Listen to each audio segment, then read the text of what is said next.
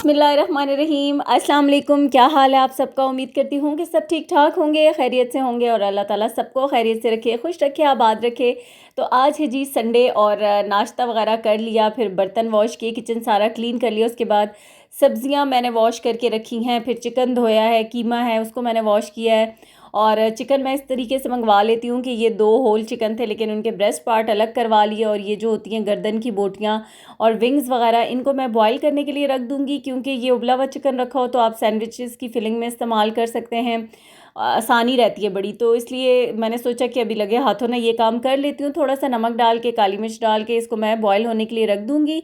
और बाकी जो है ये जो ब्रेस्ट पार्ट है, इनको मैं एज़ इट इज़ ऐसे ही रख दूँगी, क्योंकि जब भी मुझे ज़रूरत हुआ जिस चीज़ में भी, पास्ता वगैरह में या कोई पिज़्ज़ा की टॉपिंग में चिकन जहाँ भी बोनलेस का इस्तेमाल हुआ तो वो निकाल लूँगी। बाकी ये बोन्स वाला है जो कि जो थाई की बोटियाँ होती हैं और लेग पीस वगैरह, ये सारा चिकन मैं एक जगह रख दूँगी। इससे या तो चिकन पुलाव बिरयानी में ये काम आ जाएगा, क्योंकि जो सीने वाली बोटियाँ होती हैं ना वो थोड़ी सख्त होती हैं, तो वो इतनी ज़्यादा हमें कोई उसमें पसंद नहीं है, तो इसलिए उनको मैं फिर सेपरेट कर लेती हूँ। यहाँ पर ये जो सब्ज़ी आई थी ना, ये करेले थे, बड़े ही प्यारे क्यूट क्यूट से छोटे छोटे करेले, जिनको आप भर के पकाते हैं। वैसे तो मुझे भी और ज़्यादातर यही होता है बच्चों को भी, कि जो करेले काट के करेले कीमा पके ना, वो मज़े के लगते हैं। लेकिन ये छोटे करेले थे जिनको आप भर के पका सकते हैं। और कुछ बच्चों की अपनी चॉइस है, कुछ की अपनी, तो आधे बच्चों ने कहा कि भर के पकाएं।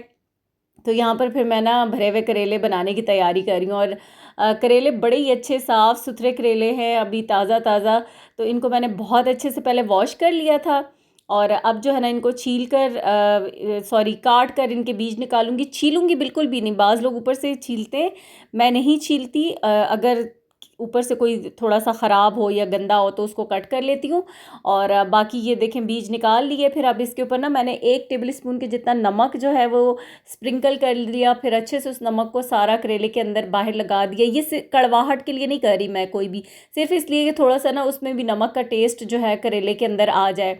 तो इसको मैं तकरीबन 1-2 घंटे के लिए ऐसे ही रख दूँगी छलनी में डाल के, ताकि ये पड़ा रहे। और इतनी देर में तो बाकी के भी कोई काम मैं कर लूँगी। अभी जैसे नाश्ता संडे था तो तकरीबन 11:30-12 बजे हमने किया था। फिर उसके बाद ये करेले वगैरह रख दिए, बाकी की सब्जियां भी धो के सारे काम समेटे।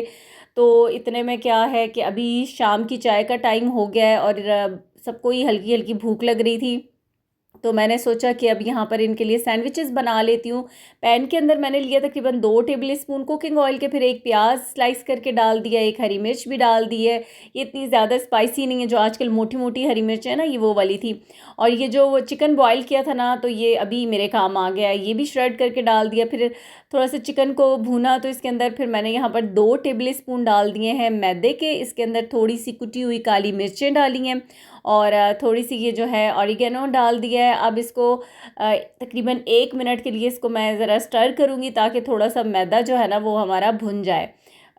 चम्मच चलाना है ताकि लगे भी ना और जले भी ना। अब ये जो स्टॉक है ना, जिसमें हमने चिकन को बॉईल किया था, तो ये डाल दिए। नमक अब आप देखें कि मैंने अभी पहले नहीं डाला था, इसलिए कि मुझे पता है यखनी के अंदर भी नमक है। तो फिर बाद में ना लास्ट में नमक तो लास्ट में भी डल जाता है, आप टेस्ट करके, क्योंकि अगर ज़रा सा भी ज़्यादा हो जाए तो फिर वो चीज़ जो है ना वो ख़राब ही हो जाती है।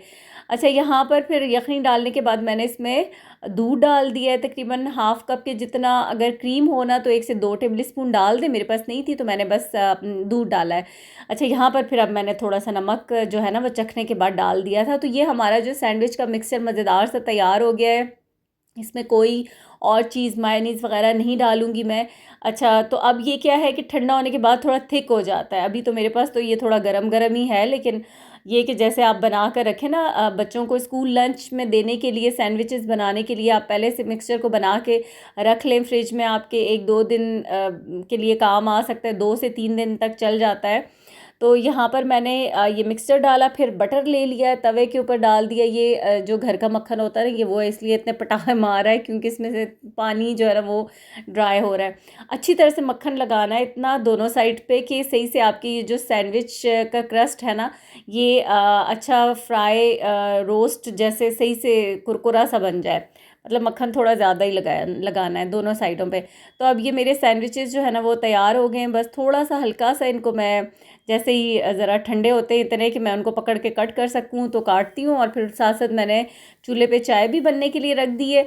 तो अभी तो जो है ना सबको सैंडविचेस देती हूँ चाय के साथ, क्योंकि करेले बनने में टाइम लगेगा, वो एक लंबा प्रोसीजर भी होता है, देर लगती है उसमें। और बच्चों को भी भूख लग रही है साथ साथ, तो उनको फिर मैंने सोचा कि चाय के साथ ना सैंडविचेस ही बना के दे देती हूँ। तो ये अच्छे खासे इसमें अभी इस मिक्सचर के अंदर सैंडविचेस हमारे बन गए। तो बस अभी फिर चाय पीते हैं और उसके बाद दोबारा से जो है ना वो करेलों की तरफ आते हैं। अच्छा, तो यहाँ पर तकरीबन 3 से 4 टेबल स्पून कुकिंग ऑयल के डाल दिए। फिर इसके अंदर मैंने एक लार्ज साइज़ का प्याज था, बड़ा सा प्याज था, तो इसको रफली चॉप करके डाल दिया है। और हल्का सा बस जैसे ही थोड़ा सा प्याज सॉफ्ट होगा तो इसके साथ ही इसके अंदर जाएगा लहसुन और अदरक। मैंने कश कर लिया है, आप चाहे तो पिसा हुआ जैसा भी लहसुन अदरक वो डाल दें, क्योंकि ये जो है ना हम कीमे की फिलिंग बना रहे, तो कीमे के लिए है ये। यहाँ पर लहसुन अदरक डालने के बाद इसके अंदर मैं डाल दूँगी कीमा। ये तकरीबन 3 पाव के जितना कीमा है, बीफ का कीमा है। और अभी इसको जो है ना मैंने इसके अंदर थोड़ी देर के लिए, वैसे मैंने इसको रखा था फ्रीज़र के अंदर और ये थोड़ा सा ना जम गया है, तो बस अभी हो जाएगा। खैर इतना कोई फ्रोज़न नहीं हुआ, क्योंकि दिन में ही मैंने वॉश करके रखा था। फिर इसके अंदर जो स्पाइसेस हैं वो डाल रही हूँ, लाल मिर्च है, हल्दी है, नमक है, धनिया पाउडर डालूँगी। और फ़िलहाल यही मसाले हैं जो इसके अंदर जाएंगे। और इसको अभी मैं इसी के पानी के अंदर, कीमे के पानी के अंदर ना ढक्कन ढाँप कर पकने के लिए रख दूँगी। बहुत ज़्यादा पानी डाल के बाद में इतना लंबा गलाने का प्रोसीजर इसलिए भी नहीं करना कि हमने इसको फिलिंग में डालना है, बाद में ये करेलों में फ्राई भी होगा। तो बस अभी जो है ना इसको मैं ढक्कन ढाँप दूँगी तो ये अपनी पानी में थोड़ा गलेगा। और आँच थोड़ी मैंने स्लो ही रखी थी। फिर इतनी देर में बाकी के कामों में इतना बिज़ी हो गई कि मुझे ध्यान ही नहीं रहा। और शुक्र है अल्लाह का कि कीमा जो है ना मेरा लगने से बच गया। अब इसके अंदर मैंने डाल दिए 4 मीडियम साइज़ के टमाटर, जिनके छिलके मैंने उतार दिए थे, वो डाल के फिर ढक्कन ढाँपा ताकि टमाटर गल जाएँ। हरी मिर्चें काट के डाल दी लास्ट में। और इसके ऊपर गरम मसाला भी डाल दिया मैंने तकरीबन 1 टीस्पून के जितना। और अब इसको मैं मिक्स कर लूँगी। तो आप इसमें को बहुत ज़्यादा तेज़ तीखा रखना चाहते हैं फिलिंग को, तो वो आपकी अपनी मर्ज़ी है। थोड़ी सी हरी मिर्चें और डाल दें, हरा धनिया भी काट के डाल दें, मेरे पास हरा धनिया नहीं था।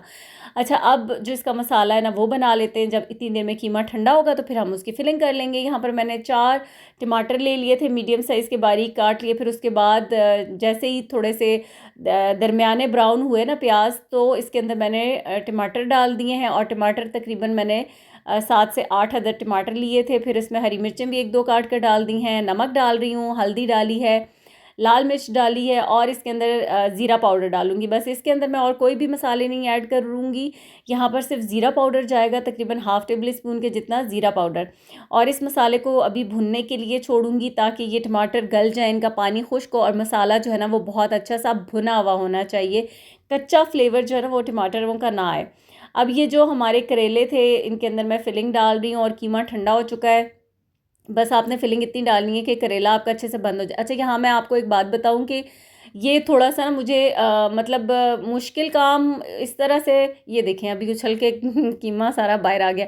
मुश्किल थोड़ा लेंथी प्रोसेस होता है ना ये वाला, जो भरे हुए कीमा करेले बनाना। लेकिन कभी कभी सीज़न में एक बार तो बंदा बना ही लेता है। अब एक ही होता है कि थोड़ा कुछ लोगों को ये बड़ा इंटरेस्टिंग काम लगता है कि जब आप ये खा रहे हो तो धागा खोलना है, ऐसे बच्चों को ये बड़ा मज़े का लगता है। लेकिन कुछ लोग इरिटेट भी होते हैं कि यार अब धागे को पहले बांधो, फिर उसको खोलो, फिर खाओ। तो मैंने ट्राई किए हैं, पहले भी बनाए हैं। तो उसके ऊपर ना मैं इसी तरीके से बंद करके तो फिर ऊपर मैदा लगा लेती थी। उस तरीके से भी आप करें तो फिर आपको धागे वाला वो काम नहीं करना पड़ता। लेकिन क्या है कि उससे पहले फिर आप अलग से खाली करेले जो है ना पूरे पूरे इनको फ्राई करें, फिर ठंडा करें, फिर उसके अंदर फिलिंग डालें और फिर ऊपर मैदे से बंद करें। क्योंकि जब अगर आप उस तरीके से बगैर फ्राई किए हुए मैदे से बंद करेंगे ना तो अंदर वाली जो लेयर होती है ना इसकी करेले के छिलके की, वो सही से फ्राई नहीं होता। तो फिर बेस्ट यही है, कितना लंबा वो भी काम लंबा हो जाता है, तो उससे अच्छा कि धागा ही बांध लिया जाए। अंदर फिलिंग डाल के धागे को ज़रा टाइट करके बांधना है, क्योंकि जब फ्राई करेंगे पानी जो है खुश्क होगा करेले का, तो ये ज़ाहिर है वो सिकुड़ेगा और ये खुलेगा ऊपर से। तो इसलिए पहले आपने धागे को अच्छी तरह से टाइट करके उसके ऊपर बांध लेना है। और बहुत ज़्यादा फिलिंग बेशक ना डालें, उसको थोड़ा फिलिंग को कम कर लें ताकि जो है ना वो सही से हो जाए। फिर जो बाकी का कीमा बच गया था ना मैंने उस मसाले के अंदर डाल दिया, ठीक है। अब यहाँ पर ऑयल गरम करने के लिए मैंने रख दिया है और बस इसके अंदर अब डाल दिए करेले और तकरीबन मैं आपको बताऊं कि पौना घंटा लगेगा आपको एक शिफ्ट को फ्राई करने में। और मतलब मीडियम फ्लेम पे आपने फ्राई करने हैं, ना तो आपके करेले ख़राब हों, जले प्रॉपर जो है ना करेला अच्छे से फ्राई जब करेंगे ना सही। अब ये देखें ये ऑयल जो है ना वो अंदर जा रहा है, अंदर से भी फिर करेला अच्छा सा फ्राई होगा तो बहुत ही ज़बरदस्त बनेंगे। और करेले कड़वे तो बिल्कुल होते ही नहीं है ना, एक बराए नाम जो कड़वाहट आजकल करेलों में, अब वो भी ना हो तो फिर करेलों का मज़ा ही क्या आएगा। तो इसलिए वो उसका जो है ना कड़वाहट कम करने के लिए कोई टोटके नहीं करती मैं, और ना ही इनके ऊपर से छिलके उतारती हूँ। हाँ, अगर कोई बहुत बड़े करेले हों और वो ऊपर से ख़राब हो तो ये तो इतने अच्छे से थे, इतने ज़बरदस्त फ्रेश फ्रेश करेले थे कि बिल्कुल इनका तो मैंने उतारा ही नहीं। अब सारे करेले मेरे फ्राई हो गए, मैंने आपको बताया करेले फ्राई होने में अच्छा खासा आपको टाइम लगेगा, तो ये ज़रा अच्छे सुकून से बनाने वाला काम है। फिर करेले डाल दिए मैंने इसके अंदर, मसाले के अंदर, इनको मिक्स कर दूंगी। और ना अब अभी ये बड़े मज़े के बनकर तैयार होंगे, लेकिन होता है ना कि आप किसी चीज़ को जितना बना संवार के पेश करें वो चीज़ उतनी अच्छी लगती है। तो लास्ट में गार्निशिंग के लिए मेरे पास हरी मिर्चें बिल्कुल ख़त्म हो गई थी, ना हरा धनिया था कि मैं उनको लंबी लंबी हरी मिर्चें थोड़ी सी फ्राई करके ना कट करके ऊपर डालती तो वो बहुत ही अच्छी लगती, लेकिन नहीं थी। तो बस खैर है, अब आप ऐसे ही देख लें कि ये हमारे करेले तैयार हो गए हैं। साथ मैंने बनाई हैं रोटियां और अभी खाना खाने लगे हैं, तो मैंने सोचा कि एक करेला जो है ना वो ज़रा आपको भी दिखा दूं कि, तो बस ये जो धागा है ना अब इसको खोल लूँगी मैं और फिर खाते हैं खाना। अल्हम्दुलिल्लाह बहुत ही मज़े के बने हैं। इसी के साथ आपसे चाहूँगी इजाज़त, वीडियो पसंद आए तो प्लीज़ वीडियो को लाइक कर दीजिएगा और चैनल को अगर अभी तक सब्सक्राइब नहीं किया तो चैनल को भी सब्सक्राइब कर लें। दुआ में याद रखिएगा। अल्लाह हाफिज़।